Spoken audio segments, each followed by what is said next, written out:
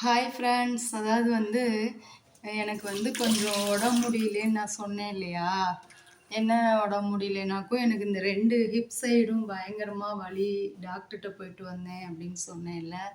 அப்போது அவர் டாக்டர் என்ன சொன்னார்னாக்கும், உங்களுக்கு லைட்டாக எலும்பு தேய்மானமாக இருக்குது, அதனால நீங்கள் கம்ப்ளீட்டாக ரெஸ்ட் எடுக்கணும்னு தான் அன்றைக்கி டாக்டர் சொன்னார். நான் என்ன பண்ணேன், சார் நான் எந்த ரெஸ்ட்டும் எடுக்க முடியாது. அன்றாடி எனக்கு ஏகப்பட்ட வேலைகள் இருக்குது. நிறையா எனக்கு கடமைகளும் இருக்குது சார். அதனால் நான் இன்னும் கொஞ்ச நாள் உழைச்சி தான் ஆகணும் அப்படின்னு சொன்னேன் நான்.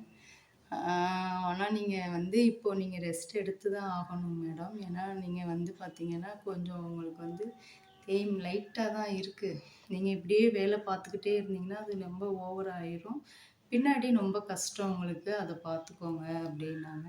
சரிங்க சார், அதுக்கு வேணால் நான் உங்களுக்கு பெல்ட் எழுதி தரேன். அந்த பெல்ட்டை நீங்கள் போட்டுக்கோங்க. அங்கே உள்ளே போய் நீங்கள் அளவு கொடுத்துட்டு போயிட்டீங்கன்னா அவங்க உங்களை செஞ்சு கொடுத்துருவாங்க அப்படின்னு சொல்லி சொன்னாங்க. அது மாதிரி சரிங்க சார் நான் போட்டுக்கிறேன் அப்படின்னு சொன்னேன். அப்படியே நீங்கள் கடைக்கு தைக்க போனாலும் நீங்கள் என்ன பண்ணணும், ஒரு அரை மணி நேரம் தான் தைக்கணும். அதுக்கப்புறம் எந்திரிச்சு கொஞ்சம் அப்படியே நடந்துட்டு துணி கட் பண்ணிவிட்டு அப்புறம் திருப்பி நீங்கள் உட்காந்து தைக்கணும். ஒரே இடத்துல 1 மணி நேரம் 2 மணி நேரம் உட்காரக்கூடாது. அதே மாதிரி நிற்கக்கூடாது. மாடிப்படி ஏறி இறங்கக்கூடாது. ரொம்ப ஸ்ட்ரெயின் பண்ணி வேலையெல்லாம் செய்யக்கூடாது. வெயிட்டு நீங்கள் தூக்கக்கூடாது அப்படின்னு ஏகப்பட்ட ரூல்ஸ் சொன்னார் டாக்டரு. அவர் நம்ம நல்லதுக்கு தான் அவர் சொல்கிறாரு. ஆனால் நம்ம இதெல்லாம் கடைப்பிடிக்க முடியுமா என்னன்னு எனக்கு தெரியலை.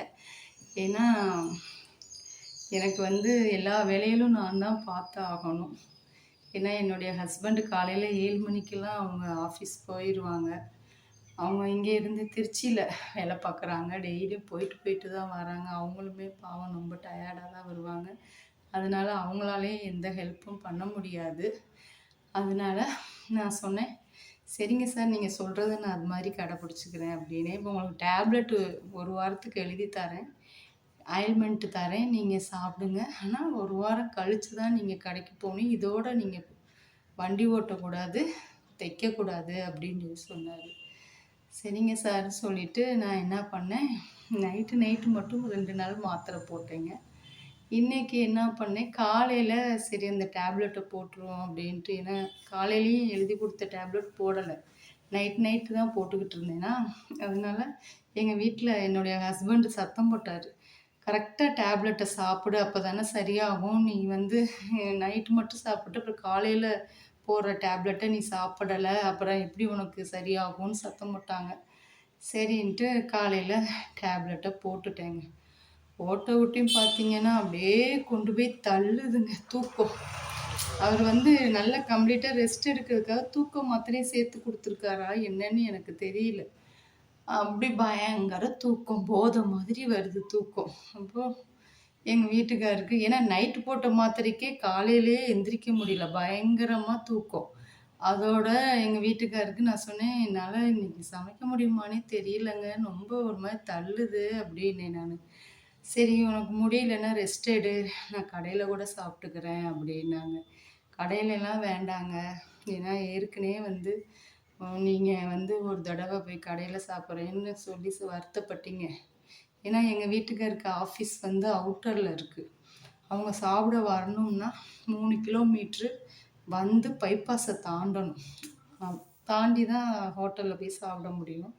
அதெல்லாம் ரொம்ப ரிஸ்க்கு தான். அதனால என்னால் முடிஞ்சதை நான் செஞ்சு தந்துடுறேன் அப்படின்னு. அப்போது எங்கள் வீட்டுக்கார் சொன்னார், இல்லை எனக்கு நீ புளிச்சாறு வச்சு கத்திரிக்காய் கூட்டு கூட பண்ணி கொடு போதும் அப்படின்னாரு. ஆனால் எங்கள் வீட்டுக்கார் பாவங்க, எது செஞ்சு கொடுத்தாலும் மற்ற சில ஆம்பளைங்க மாதிரிலாம் எதுவுமே சொல்ல மாட்டாங்க. சாப்பாட்டில் அது சரியில்லை, இது சரியில்லை, என்ன நீ சமைச்சிருக்க வச்சுருக்க, எதுவுமே சொல்ல மாட்டாங்க. நான் எது செஞ்சு கொடுத்தாலும் தேன் அமிர்தமாக வாங்கி சாப்பிடுவாங்க. ரொம்ப சந்தோஷமாக எடுத்துகிட்டு போவாங்க. ஏன்னா அவங்களுக்கு வீட்டு சாப்பாடு தான் சாப்பிட பிடிக்கும், கடையில் வாங்கி சாப்பிட்றது அவங்களுக்கு பிடிக்காது. அப்போது சரிங்க செஞ்சு தரேன்னு சொல்லி காலையில் புளிச்சாறு வச்சு இது கத்திரிக்காய் முருங்கைக்காய் போட்டு கூட்டு தாங்க செஞ்சு கொடுத்தேன். அதை எடுத்துகிட்டு போயிட்டாங்க. ஆனால் எனக்குன்னா புளிச்சாறுனா ஒரு விஷம் மாதிரி எனக்கு இருக்குங்க. எனக்கு பிடிக்கவே பிடிக்காது.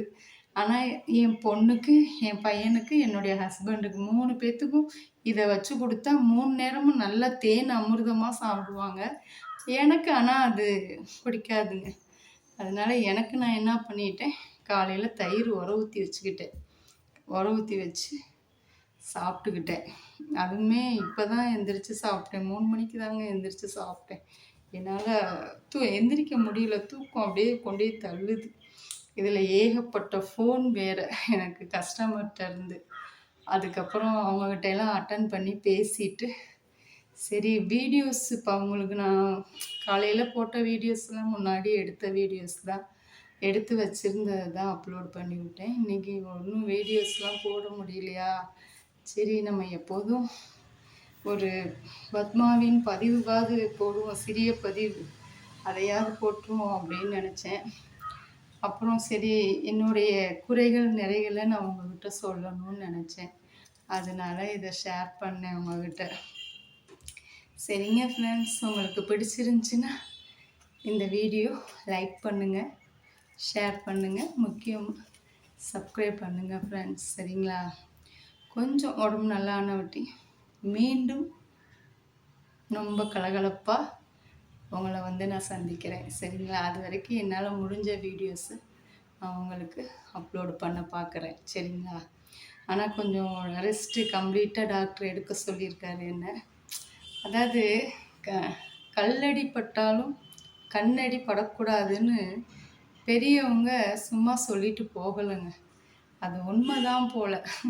நான் என்னமோ யூடியூப்பில் நிறையா நான் சம்பாதிக்கிற மாதிரியும், உங்களுக்கு இவ்வளோ சப்ஸ்கிரைபர் வந்துட்டாங்க, நீங்கள் இவ்வளோ வியூஸ் வந்துருச்சு, உங்களுக்கு நிறையா வருமானம் வருது அப்படிலாம் சொந்தக்காரங்களே பேசும்போது மற்றவங்க என்னங்க நினைப்பாங்க. ஆனால் இதில் இருந்து 5 பைசா கூட நான் இன்னி வரைக்கும் சம்பாதிக்க கிடையாது.